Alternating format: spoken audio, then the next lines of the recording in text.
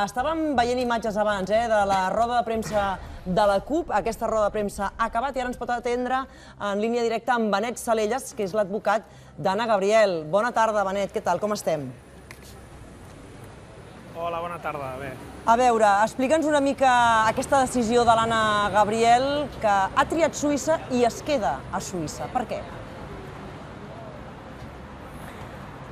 Bé, perquè ella ja ho ha deixat clar a les entrevistes que ha fet avui, doncs que no tenim garanties d'un judici just a l'estat espanyol.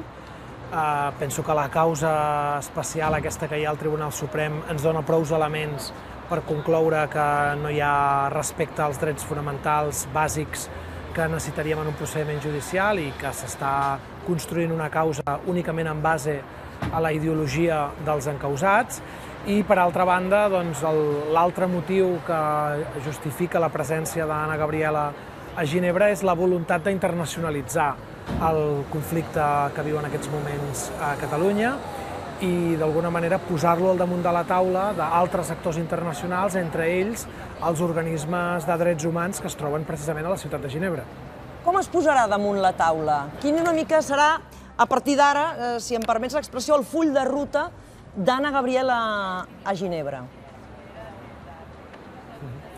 Hi ha una part que, diguem-ne, que té a veure amb la visita a tots aquests organismes, amb la realització de xerrades, d'actes de denúncia, d'una certa activitat de lobby, si em permets l'expressió, de pressió cap a aquests organismes internacionals perquè coneguin el cas català i perquè prenguin partit.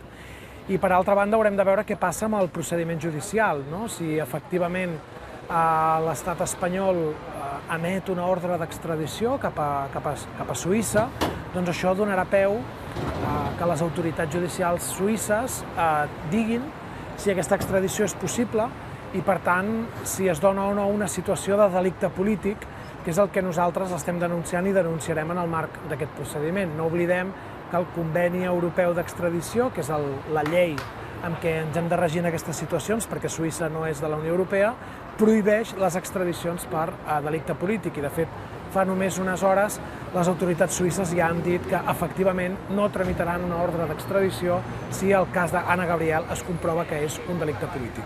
I, per tant, si no es tramités aquesta ordre d'extradició, la situació d'Anna Gabriel quedaria a Suïssa i una mica en stand-by.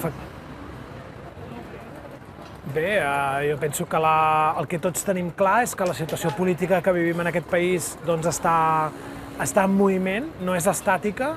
Nosaltres, com a CUP Crida Constituent, tenim l'objectiu polític que el procés de la República Catalana arribi a bon port, com més aviat millor, i, per tant, la situació d'Anna Gabriel, després d'aquesta hipotètica extradició, tindrà a veure, evidentment, amb la situació que es doni aquí, i en si aconseguim implementar aquesta República Catalana.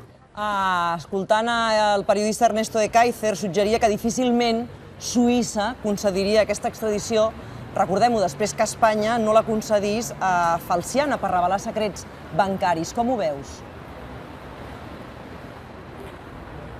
Bé, jo penso que són dos supòsits diferents i nosaltres en cap moment no hem analitzat aquesta situació en una lògica d'intercanvi de monedes. Nosaltres pensem que el tema del delicte polític i el tema del respecte als drets humans són qüestions centrals que el conjunt d'independentistes hem de posar sobre la taula perquè el que està passant és molt greu.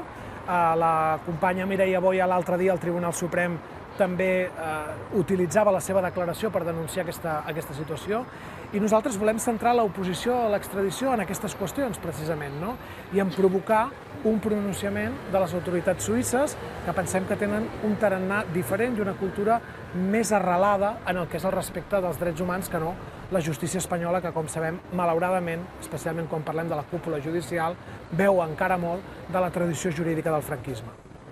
Tot aquest procés, Benet, quant de temps pot trigar? I una mica, a partir d'ara, seguint amb el que et comentava abans, aquest full de ruta que pot adoptar Anna Gabriel, anirà de la mà també de l'estratègia que duguin a terme Puigdemont i la resta de consellers des de Brussel·les? Bé, jo penso que la nostra voluntat sempre ha sigut la d'ajuntar esforços, treballar col·lectivament i l'independentisme té l'obligació, penso, de generar també una estratègia antirepressiva més o menys unitària. Una altra cosa és que després cadascú trobi la seva mirada concreta, la forma concreta d'aterrar-ho, però jo penso que és imprescindible que tots els actors, tant els que estan a Brussel·les, com ara Anna Gabriel a Suïssa, com aquells que estan a Catalunya, que ens posem d'acord en com construïm una defensa política i d'alguna manera com que és un procés polític, ens fa falta donar una resposta política. I en política ningú entendria que estiguéssim plegats de mans i arraconats. En política fa falta tenir iniciativa, proposar intervencions i liderar projectes, i això és el que hem de fer també en l'àmbit judicial. I això jo penso que és un tema que tenim pendent al conjunt del moviment independentista. Li va costar a l'Anna Gabriel prendre aquesta decisió i una mica quan la pren aquesta decisió? Perquè aquesta setmana hi havia diferents declaracions de Mireia Boya, Marta Rovira, Marta Pascal, Artur Mas avui també, Neus Lloberes, i cap d'ells ha acabat a la presó, no?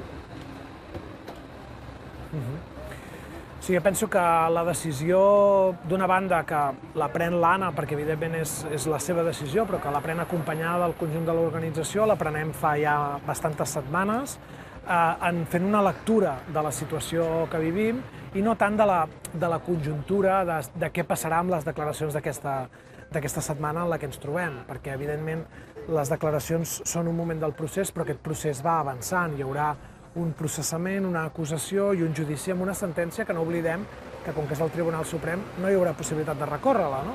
I per tant, nosaltres el que fem l'anàlisi és que hem de prendre una decisió d'alguna manera pel conjunt del procediment, i això és el que va fer Anna Gabriel, una decisió que evidentment no és gens fàcil, és jo crec una de les decisions més difícils que se li pot demanar a algú, i penso que demostra la greu situació que estem vivint en el nostre país, en la baixa qualitat democràtica i en una mancança de drets que no només afecta els polítics, sinó que està afectant els periodistes, els mestres, els bombers i de manera molt alarmant al conjunt del país.